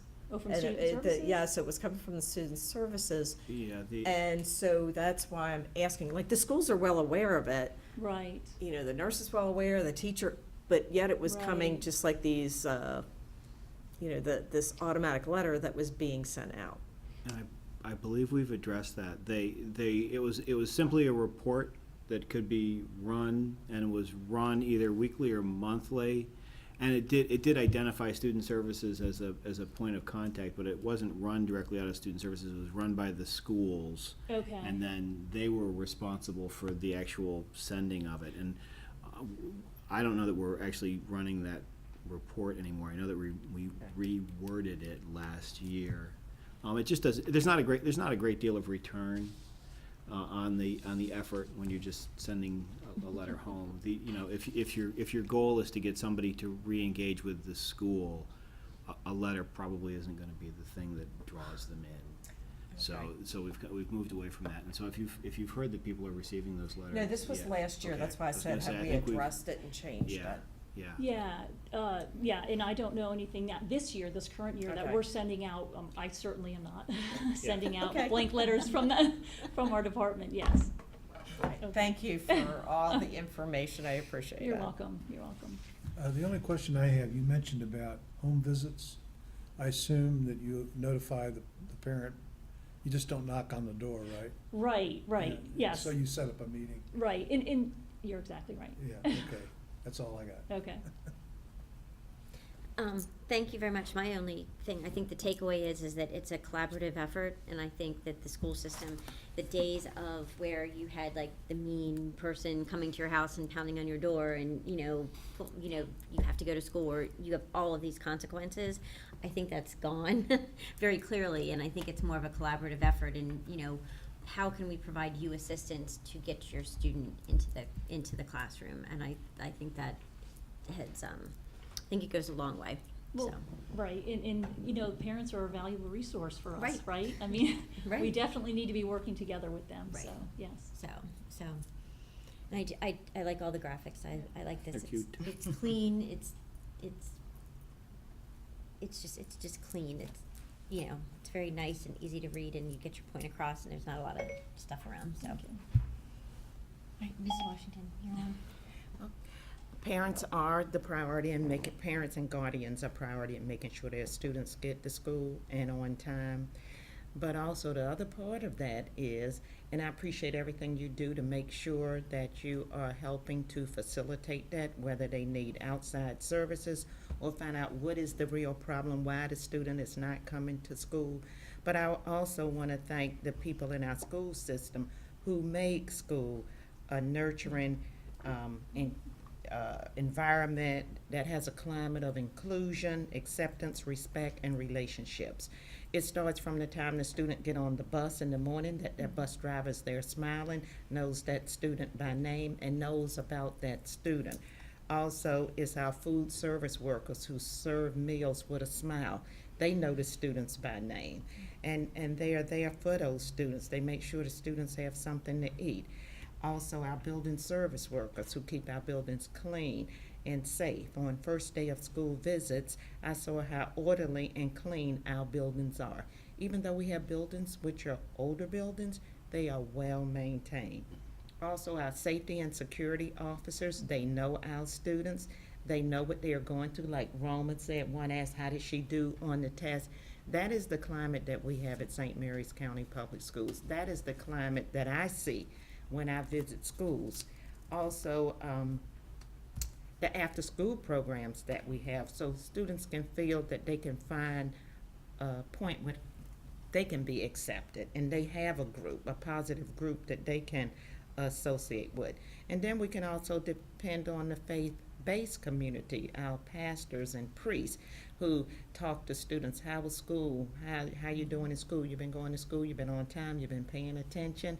And they hold their parishioners and congregants accountable for their behavior. And I want to thank our teachers for making learning fun and engaging for our students. For example, the Farm to School program, which students love that. They're going to take that with them throughout their life and talk about how the animals were brought to school, the farm equipment, and how they had a wonderful time. So I thank you for everything you're doing. Like our chairman said, it's a collaborative effort, everybody's business to make sure our students get to school, and I think we're doing a good job of that. So thank you very much. Thank you. Can I just say one thing? There was a great video that went around social media just before school started, and it had a child, and the camera followed the child through, like, on the bus the whole way through school with, like, everyone not talking to him, like the bus driver didn't say hello, the cafeteria worker just slammed the food down, and all this. And you could just see, like, I don't remember if it was a boy or girl, but the student was so excited to get on the bus, and then, like, during the whole day, you just saw just kind of, like, shrink up because no one was, acknowledging him or her. And then it flipped to, like, this is a difference that you can make. And, even, like, everyone spoke to the child throughout the course of the day and had a fantastic day at school. So I don't know where that is, but I want to say, but I will try and find it for you. But I mean, it was a great parallel as to this is what a difference just one person. Now, they were extreme because, like, no one talked to the child and then everyone talked to the child. So even if you just have one or two people within that day that spoke to them, I'll look for it, but And that fits right in with bullying prevention, Sure. things Mhm. like that, Absolutely. speaking up for a student Right. who doesn't, you don't have to stand back and don't say anything. Right. You can speak up. So we have many things in the school system that will encourage our students to want to come to school. It even goes to safety and security. Yes. Thank you. sorry, I didn't mean to jump away. That's okay. Sorry, Kathy. That's We're all right. taking up your time. I'm gonna end with the way we usually see these screens, and that is the logo that Mr. Smith implemented when he became superintendent. Our students are future within that circle. And everything we've talked about this evening, whether it was test scores, whether it was reaching out and helping children who struggle with reading, or whether it's making sure that we do everything in our power to help students and families want to be here, and we go, far afield to make that happen. And so those concentric circles, so our students are surrounded by our staff, our stakeholders, and our schools, and we do everything we can to maintain that. And I think that logo really just sums it up beautifully. So thank you for all you do to make sure that kids are here so they can learn. And thanks to Mr. Smith for ensuring that from the bottom up and the top down, you always make sure that we hold our kids front have to be in and the center. So, thank you. You have a fantastic school system. I found it. I figured if I talked long enough, you'd I find did. it. So it was the Atlanta Speech School. Oh, okay. And it released, and the video is called Every Opportunity, and it's on YouTube. Here it is. Thank you. Look, It's see, so the woman's ignoring him, just throwing his lunch on the plate. That would So- not happen. It would No, not here. So, Thank you. angry they didn't know his lunch number, so, there you go. Sorry. Kathy, that was a great speech. I was listening to every That word. was of it. fantastic. You can watch it again on YouTube. All right, thank you. Thank you. Yes, everybody can watch it again on YouTube in high definition. I am delighted to see myself in high definition. That is really a treat. Okay. Anyone else? Board member time? Nothing? All right, I think this is Chopticon High School homecoming Yes, this it is weekend. Chopticon Thank you, High Mrs. School. Montgomery, for not scheduling all the homecomings on the same day. Good job. Separated them by weeks, like there's a 2-week Fabulous. interval. Okay. Yeah. Excellent. And Well then done. we have a guest. I take it you're here for. 561, my name is Jacob Yoza. I'm here working on a couple merit badges, and I appreciate it. Thank you very much. Okay. Sorry Thank we you very much. sorry we took so long. Good to have you here tonight. So, all right, that's it. Next meeting will be Wednesday, October 11th at 9 a.m. And we are adjourned. Thank you, thank you.